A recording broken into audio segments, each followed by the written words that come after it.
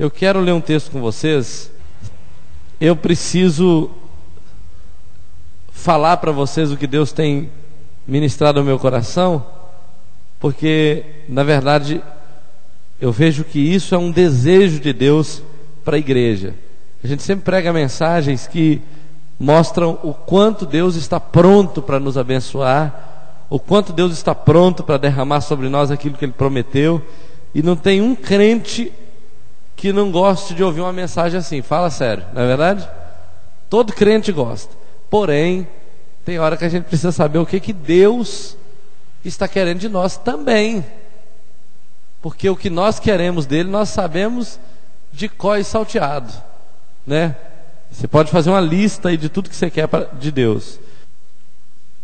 No capítulo 11 de 1 Coríntios, é o texto que a gente sempre lê na ceia, mas eu quero ler uma parte dele com você. No versículo 28, diz assim, quem achou aí, diga amém. Capítulo 11, versículo 28, a palavra de Deus diz assim: examine-se, pois, o homem a si mesmo. Está assim na sua Bíblia? Examine-se, pois, o homem a si mesmo. Examine-se, pois, o homem a si mesmo.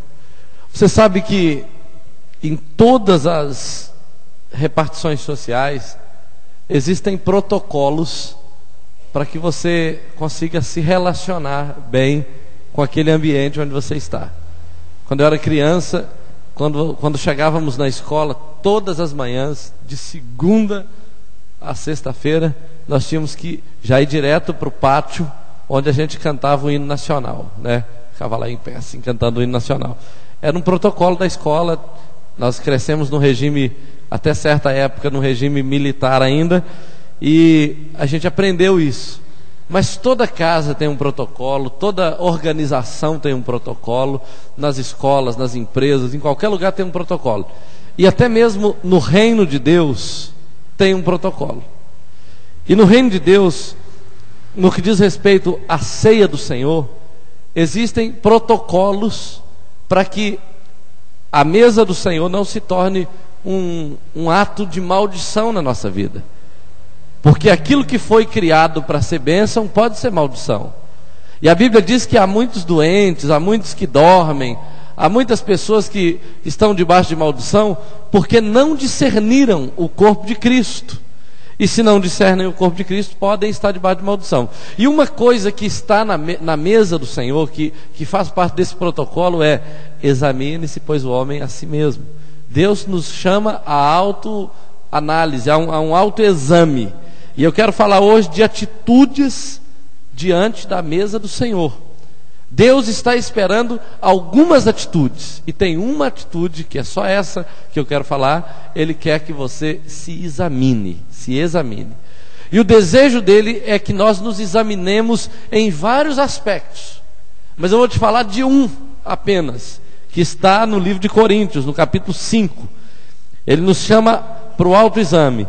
E no capítulo 5, ele nos fala de algo que estava acontecendo na igreja de Coríntios. E havia um rapaz que havia se apaixonado pela mulher do seu pai, que não era sua mãe, e ele estava tendo relação sexual com essa mulher. E o apóstolo Paulo diz: olha, reunindo o meu espírito com o vosso, eu ordeno que esse homem seja cortado da igreja, e que ele seja entregue a Satanás, para que seja salvo no último dia.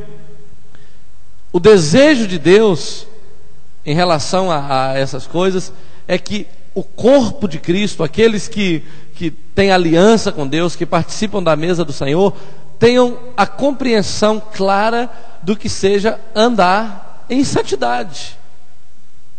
O que é andar em santidade? E quando Deus fala de santidade, Ele realmente está se preocupando com a santidade em relação ao caráter dele. Ele quer que nós entendamos como é o seu caráter e tenhamos condição de remover do nosso meio aquilo que é abominável, aquilo que é reprovável, aquilo que é pecado, aquilo que atrapalha o nosso relacionamento com Deus, porque muitas vezes algumas coisas estão nos impedindo de crescer, estão nos impedindo de receber aquilo que nós desejamos tanto receber dele, aquilo que nós já sabemos de cor, como eu disse há pouco tempo, no início dessa mensagem, tudo quanto queremos receber já sabemos de cor, porém, algumas coisas podem ser obstáculo para que a gente realmente receba de Deus aquilo que queremos. E lá no capítulo 5, versículos de 9 a 13, ele diz assim: já em carta vos escrevi que não vos associeis com impuros. Refiro-me com isto não propriamente aos impuros deste mundo, ou aos avarentos, ou roubadores, ou idólatras, pois neste caso teríeis que sair do mundo.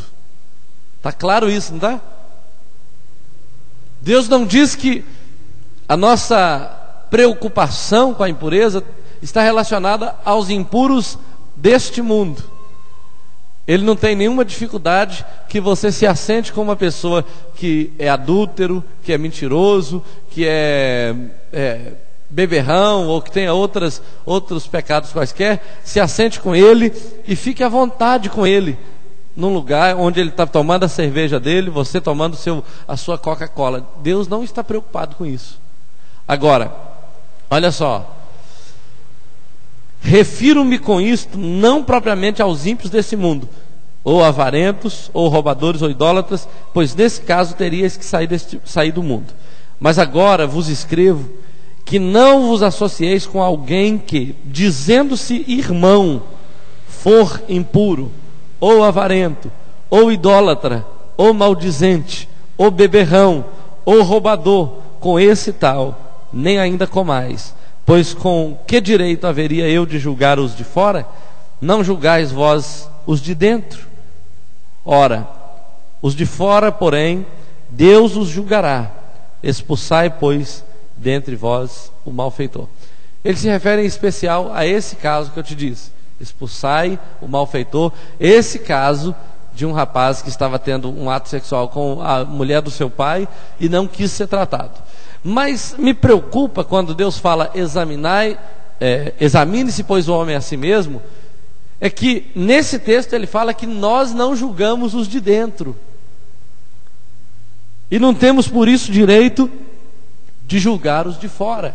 E quando ele fala de julgar, não é apontar o dedo, não é apontar o dedo, é tratar, é julgar literalmente, é sentar com a pessoa, confrontar o pecado, chamar essa pessoa ao arrependimento.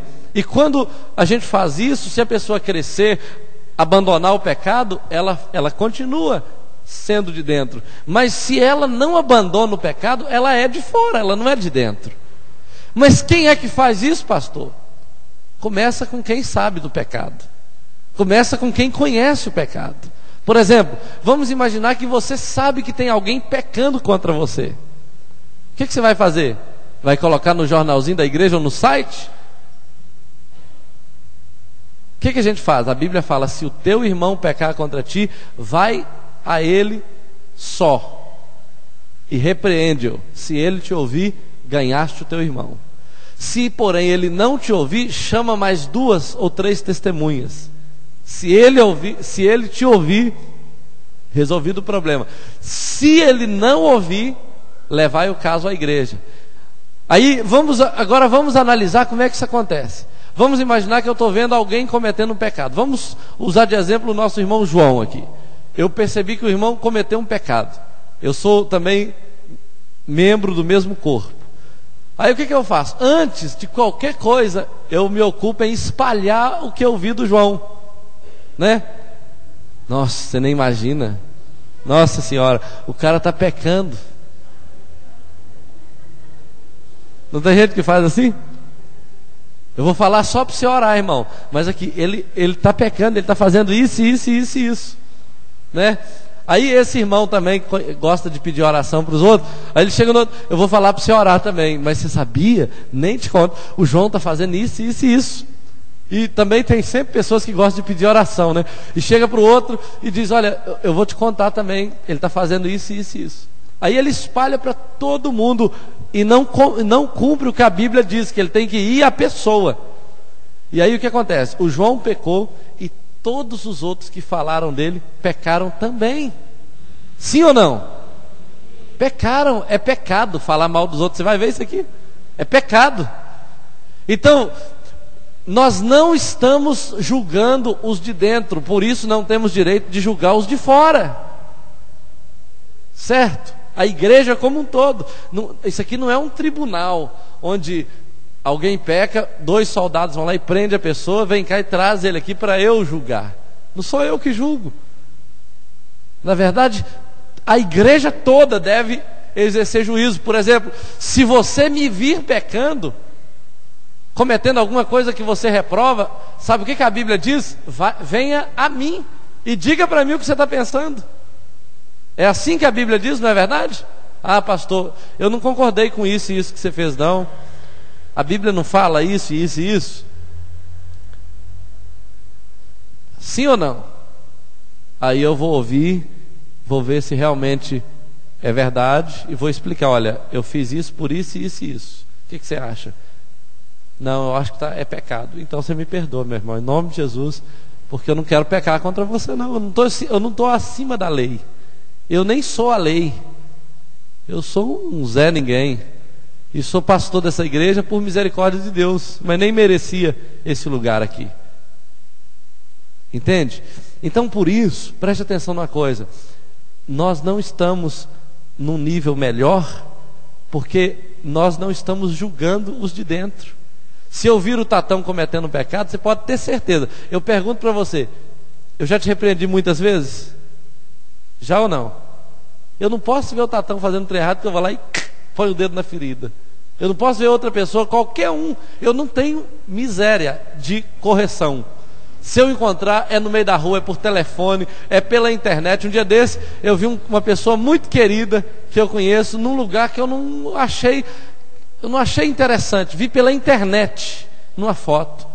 Na mesma hora, eu falei, que foto é essa aí, querido? Não sei o que. Não levou um minuto, o cara já liga para mim. Pastor, como é que é isso? Não sei o que e tal. Eu falei, aí eu conversei com ele e tal. Daí a pouco ele tirou a foto da internet, explicou para mim o que estava acontecendo, que ele não tinha nada a ver com aquilo, não sei o que, só estava no lugar errado, na hora errada. O cara está do outro lado do país, queridos. E eu fiz isso com todo amor. Você entende por quê? Porque eu sou pastor dele. Pelo menos eu me considero pastor. Então se eu perceber alguma coisa, eu falo com a pessoa. Eu não mando recado, não. E detalhe, não tenho dificuldade de falar com a Luciene, nem com o Mateus e com a Lília, e não tenho dificuldade de falar nem com a ovelha de outro pastor. Quando eu encontro um crente na rua fazendo alguma coisa que eu acho que não está legal, com todo amor eu repreendo. O Marcinho que o diga e outros mais, né, Marcinho? Ele está até balançando a cabeça lá assim. Porque eu faço mesmo, com amor. Não faço isso porque estou acima da lei. Nada disso, porque é assim que a igreja tem que ser. A gente tem que se pastorear mutuamente. É como se um fosse padrinho do outro. Um tem compromisso, cumplicidade com o outro. Por isso, se ele percebe que existe alguma coisa que não está certo, ele vai lá com amor e corrige o irmão. Porque aí você está ajudando Cristo a edificar o corpo dele. Agora, se a gente não faz isso e fala de um, fala do outro e tal, a gente não cresce. Então a Bíblia fala, olha, que fechou aqui, né? Ela fala que nós precisamos primeiramente julgar os de dentro para sermos capazes de julgar os de fora. Agora volta comigo lá no texto de 1 Coríntios capítulo 5. Quando nós sentamos para participar da mesa do Senhor, a Bíblia diz que nós temos que nos examinar, fazer um autoexame e então comer do pão. Como eu posso saber se eu estou ou não em condição de comer o pão? E como eu devo comer o pão depois? Olha só, se eu não estou em condição, o que eu tenho que fazer? Eu tenho que me arrepender do meu pecado. Se o meu pecado é contra, vamos imaginar que eu pequei contra a Amanda ou o Felipe. Então não adianta eu vir aqui e falar, pastor, eu quero te pedir perdão. Eu falo, mas por que, irmão? Não é que eu pequei contra a Amanda e o Felipe. Então eu falo, olha, vai lá e bate um papo com eles e pede perdão para eles. E então coma do pão. Ah, eu vou pedir só para Deus. Não vale. Não vale pedir perdão para Deus se você pecou foi contra alguém. Entendeu?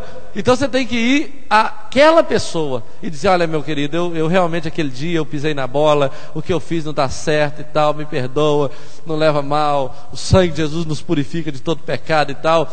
Independente da postura dele, você está em condição de participar do corpo de Cristo. A Bíblia fala para eu me examinar. E aí o texto fala assim, olha, mas agora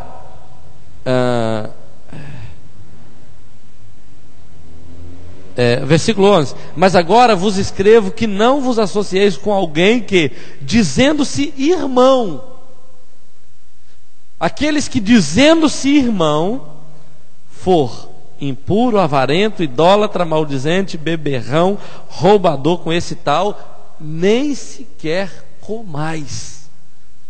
Sabe por quê? Porque ele é uma mentira. Essa pessoa é uma mentira.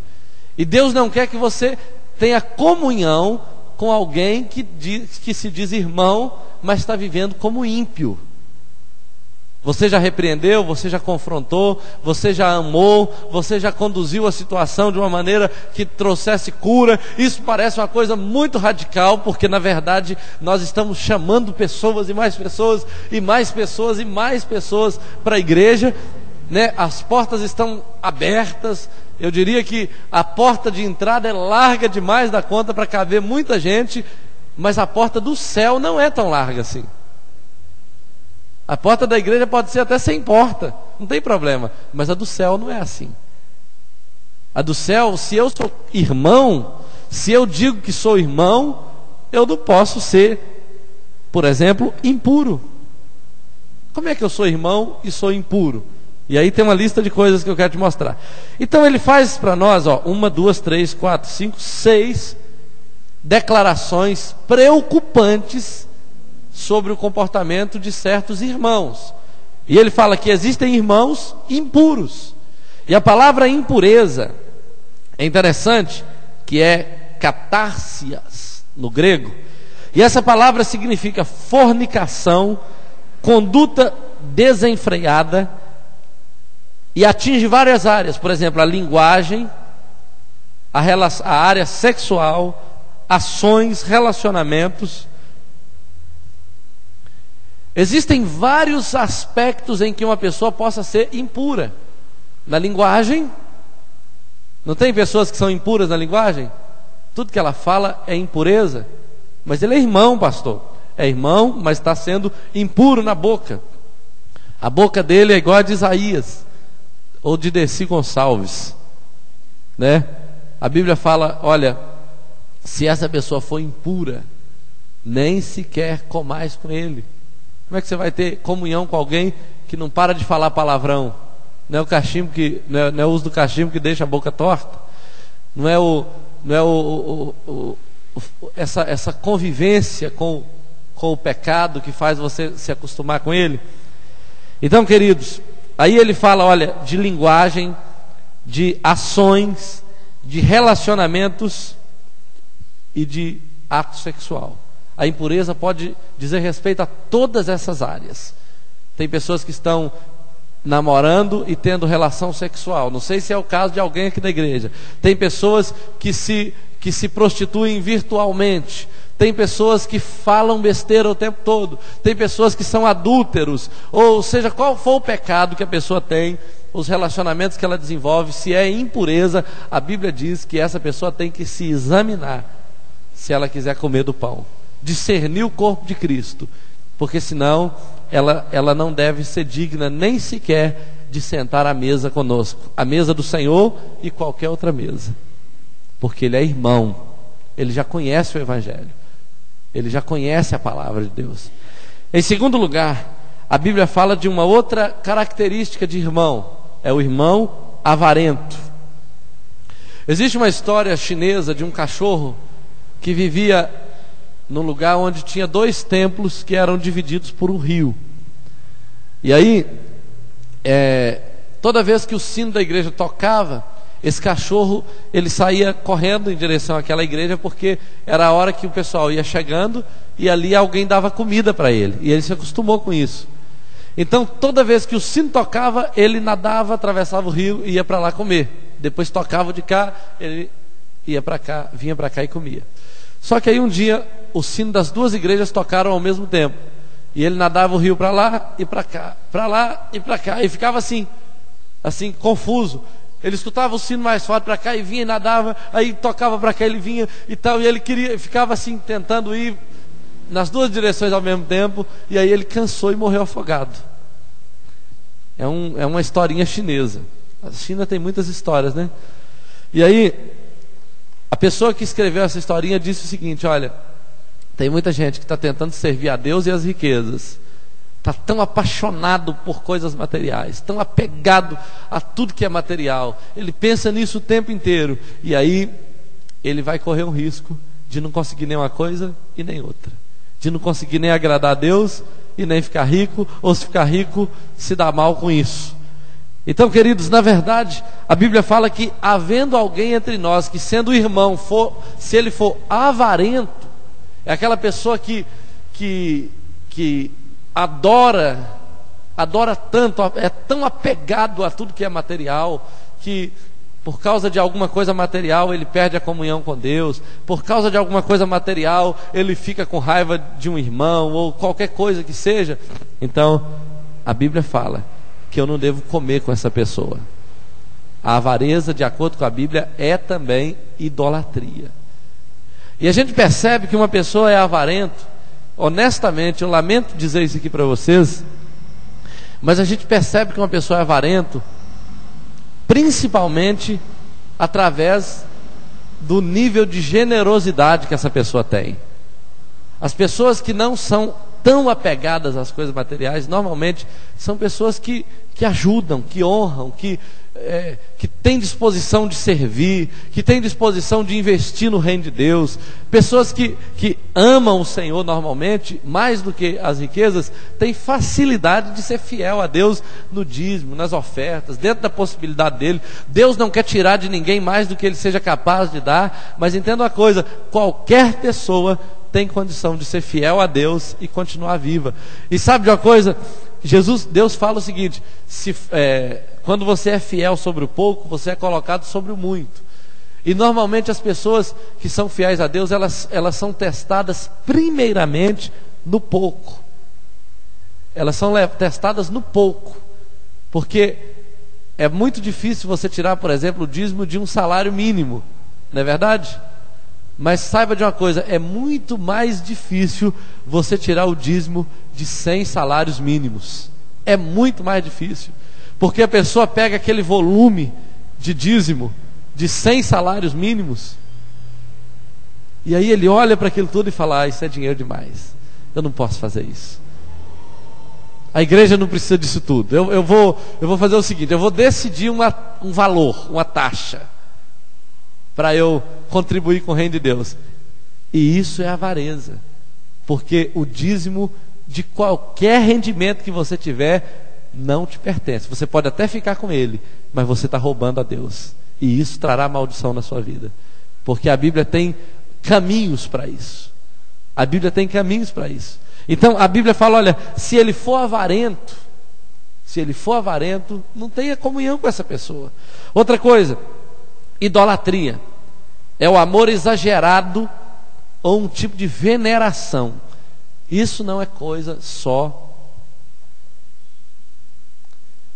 Tem pessoas que realmente são idólatras, idolatram certas coisas. Tem pessoas que idolatram pessoas, idolatram objetos, idolatram bens, idolatram, não importa se a coisa tem valor material ou não, mas a idolatria é uma coisa seríssima, é um tipo de prostituição espiritual. E quando você estuda a Bíblia, você vai perceber o seguinte: que quando Deus fala de idolatria, Ele está falando de uma traição. Se você ler o capítulo 16 de Ezequiel, Deus falando de Israel e falando prostituição espiritual de Israel, você vai ficar escandalizado com Deus. A palavra que eu tenho é essa: você vai ficar escandalizado com Deus de ver o que Deus fala naquele texto. Deus chama Israel de uma moça linda. Deus descreve cada parte do corpo de Israel como sendo a mulher mais bonita de todo o universo. A Miss Universo está ali no capítulo 16 de Ezequiel. E Deus vai descrevendo tudo e fala: olha, quando você se tornou moça, quando você cresceu, ficou bonita, eu comprei roupa para você, comprei joias para você, eu coloquei perfume em você, eu estava te preparando para nos casarmos. Pode ler esse texto. Mas você cresceu e você começou a seguir os egípcios. E a Bíblia fala assim, que tem o membro como dos jumentos. A Bíblia fala exatamente desse jeito. Israel preferiu o Egito. E Deus chama isso de idolatria. Idolatria é um ato sexual espiritual com o ídolo. E Deus tem nojo disso. Assim como homem, ou você como mulher, tem nojo do adultério em relação à sua esposa ou ao seu marido, da mesma maneira Deus tem nojo do adultério em relação ao seu povo. E por isso ele fala: olha, se tiver alguém no vosso meio que dizendo-se irmão for idólatra, não coma com ele, eu tenho nojo dele. Você entende isso? Amém? Não é uma palavra ruim de ouvir, de pregar? É ruim, mas entenda uma coisa: não adianta a gente dizer irmão e ter coisas que precisam ser mudadas no nosso coração. Outra coisa, maldizente. Alguém que se dizendo irmão for maldizente. A melhor palavra para maldizente, sabe qual é? É maldizente. É aquele que diz mal. É uma pessoa que é dizente de mal, né? Tudo que ela percebe em um ambiente ou em uma pessoa, tudo que ela não concorda, ela sai dizendo mal daquilo. É o maldizente, ou falador de mal, ou fofoqueiro, ou crítico fora da hora e do lugar. Então a Bíblia diz assim: olha, se tiver alguém no vosso meio que for fofoqueiro, que for maldizente, que chegar para você: olha, eu tenho um negócio que eu preciso te falar. Isso aqui você não leva mal não, mas sabe, eu fiquei sabendo que a irmã Silvânia, por exemplo, aqui, eu fiquei sabendo, cara, nossa, cara, eu tenho que te contar isso, e não sei o que. Aí você fala assim: você está repreendido em nome de Jesus. Pode falar, por minha conta. Fala assim: olha, o meu pastor mandou dizer para você que você está repreendido em nome de Jesus, seu fofoqueiro. Pode falar, por minha conta. Pastor, mas e se ele sair da igreja? Ele já saiu da igreja. Ele não faz parte da igreja. Uma pessoa que se dizendo irmão fala mal dos outros, ele não é do corpo de Cristo, ele está indo para o inferno. A Bíblia diz isso. Estou falando verdade ou mentira? Ah, pastor, mas ele é tão bonzinho. Ele é bonzinho, querido, mas ele está em pecado. É ou não é? É ou não é? Vou parar de pregar então, irmãos. Vocês não estão concordando com isso. Isso é ruim de ouvir, queridos, mas entenda uma coisa: vai ser uma decepção tremenda se você for da Comunidade Batista da Paz e depois for mandado para o inferno. Porque eu não preguei isso para você. Eu só fico pregando que você vai prosperar, que você vai para o céu, que você é o maior milionário dessa região, e vai para o inferno depois. Entende? Então a Bíblia fala assim: olha, se ele disser que é irmão e for maldizente, não coma com ele não. Ou então pelo menos fala assim: olha, meu irmão, o que você está falando é pecado, eu te falo isso com carinho, Deus não se agrada disso, vamos parar com essa conversa, vamos mudar de assunto, vamos orar? Vamos orar? Ah não, orar eu não gosto não, gosto de falar mal dos outros. Então você vai para o mundo de novo, volta para o mundo. Outra coisa, beberrão. Beberrão é alguém que bebe muito, né? Porque rão é aumentativo, né? Beberrão é aquele que bebe para valer. E aí tem muito crente que gosta de beber. Não há problema nenhum, queridos, em uma pessoa que não é crente gostar de beber. Mas quando ele se converte, ele tem que gostar, sabe de quê? De Jesus. Ele tem que gostar da palavra de Deus. Ele tem que gostar de ser cheio do Espírito Santo. É disso que ele tem que gostar. Ele não pode gostar de beber, de ser um beberrão. Então a Bíblia mostra que se ele disser que é beberrão, ou se ele for beberrão, não coma com ele. Outra coisa, o bêbado na Bíblia me preocupa por uma razão simples. Toda pessoa bêbada, toda pessoa que tem o hábito de beber e de ficar embriagado, essa pessoa um dia vai dar um vexame, um dia vai desonrar o nome do Senhor, um dia vai meter os pés pelas mãos, um dia vai escandalizar o Evangelho, vai fazer xixi na roupa, vai mexer com a mulher errada, vai confundir a casa dele. Um dia ele vai fazer alguma coisa que vai envergonhar o Evangelho, porque ele perde a lucidez. Ah, pastor, mas e aqueles que bebem só socialmente e nunca se embriagam? Um dia vão se embriagar também e vão escandalizar o Evangelho.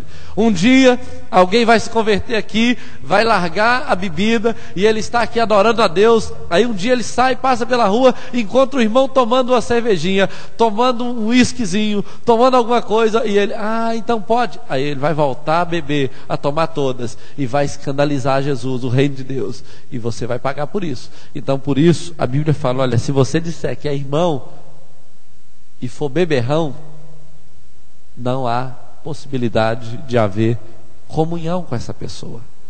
Vocês estão entendendo, queridos? Isso aqui não é uma proibição da igreja, não é? A Comunidade Batista da Paz não te proíbe nada, faz o que você quiser. Sabia? A Comunidade Batista da Paz não tem nada a ver necessariamente com a sua vida. Você pode fazer o que você quiser, sabendo que a palavra de Deus vai ser o seu juiz de cada ação que você comete. O meu papel aqui é apenas dar voz ao desejo de Deus para cada um de nós. Outra coisa, cuidado com aquele irmão que, dizendo-se irmão, for roubador. Roubador. Quem é o roubador?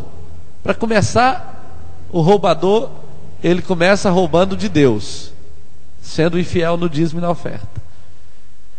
Lá em Malaquias capítulo 3:10, tem um texto que toda pessoa que gosta de ser fiel no dízimo, ou toda pessoa que é contra o dízimo, deveria ler. Toda pessoa deveria ler para entender o princípio de Deus. Até quem não é crente deveria saber desse princípio, porque até quem não é crente seria abençoado se fosse fiel nessa área específica. Porém, queridos, a questão é a seguinte: a preocupação de Deus é que uma pessoa que rouba em coisas pequenas, ele também pode roubar em outras áreas. Ele pode ser mentiroso no negócio, ele pode vender gato por lebre, ele pode falar que é de um jeito e é de outro, pode, por exemplo, deixa eu pensar aqui, ter 2 pesos, 2 medidas. E aí a Bíblia fala o seguinte: olha, se ele disser que é irmão e for roubador, não coma com ele. Agora, se você descobrir que ele é roubador, a Bíblia fala, vai a ele, confronta o pecado dele. Se ele te ouvir, ganhaste o teu irmão. Se ele não te ouvir, chame 2 ou 3, vai a ele. Se ele não te ouvir, leva o caso para a igreja. Se ele não ouvir a igreja, deve ser tratado como gentil e publicano. A Bíblia fala desse jeito. Então, queridos, o apóstolo Paulo, com o Espírito Santo de Deus sobre a sua vida, nos dá um princípio de como nos comportar na mesa do Senhor. Examine-se, pois, o homem a si mesmo. Quem é você? Você é impuro? Você é avarento? Idólatra? Maldizente? Beberrão? Roubador? Se tiver algum outro adjetivo, você sabe. Mas quem é você? Como é a sua vida? Porque a Bíblia fala, examine-se, pois, o homem a si mesmo e coma do pão. A única maneira de você se examinar e comer do pão é se você, depois de se examinar, descobrir que não é nada disso aqui, ou for lá e consertar o seu pecado. Aí coma do pão. Senão você vai comer morte para si mesmo. É isso que a palavra de Deus diz. Duro esse discurso, né? duro esse discurso. Alguém falou isso com Jesus. A Bíblia fala que Jesus estava pregando uma mensagem mais ou menos assim, dura, desse jeito. E a multidão começou a ir embora, porque não tem multidão nem ouvindo Jesus. Vocês estão melhores do que aquela multidão que estava ouvindo Jesus. Nem ouvindo Jesus que gosta de ouvir uma mensagem dura. Mas o meu objetivo aqui não é trazer uma mensagem dura, é mostrar para você o desejo de Deus, a vontade de Deus. Mas não tem uma multidão que nem ouvindo Jesus, mesmo ouvindo Jesus, que consiga ficar diante dele quando a mensagem é dura. E eles foram saindo, e ficaram só os 12 discípulos. Todos foram embora. E aí Jesus, em vez de falar assim, que bom que vocês ficaram, nossa, que legal, que bom, pelo menos tem um grupo fiel aqui, Jesus falou, vocês não querem ir com eles também não? Vocês não querem ir embora não? O Dr. Miles Monroe fala o seguinte, que Jesus estava pregando, todos estavam ali, a multidão cresceu de 12 para 70, depois para 5 mil, e aquela multidão enorme estava lá, e Jesus falou assim, essa igreja está muito grande, estou preocupado. E ele então traz uma mensagem dura, e todo mundo vai embora, e aí ficam 12, e ele fala, e vocês não querem ir também? Aí Pedro falou assim, para onde, ou para quem iremos nós? Só tu tens a palavra de vida eterna. Sabe, queridos, não adianta a gente fugir da verdade. A gente precisa encarar a verdade, por mais que ela seja dura, por mais que ela seja difícil de engolir, temos que aceitá-la e consertar nossa vida, porque isso fará bem, principalmente para nós. Amém? Nós vamos orar nesse momento. Eu não sei como está seu coração, mas examine-se a si mesmo. Não examine os outros não. Não fica, oh Deus, é mesmo, hein? Que bom que o fulano de tal está aqui, olha, era para ele essa mensagem, glória a Deus. Examine-se a si mesmo. Não me examine não, por favor. O pastor está pregando essa palavra, que bom, é para ele essa palavra. Examine-se a si mesmo e coma do pão. Amém? Feche seus olhos aí. Senhor, algumas vezes a tua palavra nos parece transpassar a nossa alma. Apesar de tudo isso que ouvimos aqui, de essas verdades parecerem tão inatingíveis, tão altas para nós que somos pecadores, apesar de sabermos que é tão difícil viver nessa terra sem nos envolvermos com alguma coisa assim, sabemos que lá na cruz o Senhor se ofereceu no nosso lugar, para que por meio de Cristo pudéssemos encontrar forças, encontrar graça para nos livrarmos da impureza, da avareza, da idolatria, da maledicência e de todas as outras coisas.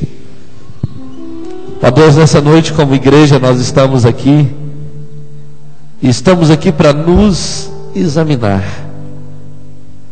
Não há nada, Senhor, que possa ficar descoberto, escondido debaixo da luz intensa dos teus olhos.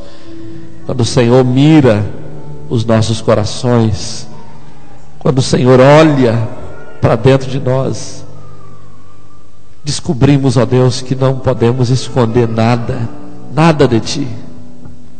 Não há nada que possa ser escondido dos teus olhos. Por isso nessa noite, nessa manhã, Senhor, olha para os nossos corações, olha para as nossas vidas. Tem uma canção que diz, teus olhos revelam que eu nada posso esconder. Toca essa canção. Você sabe. Teus olhos revelam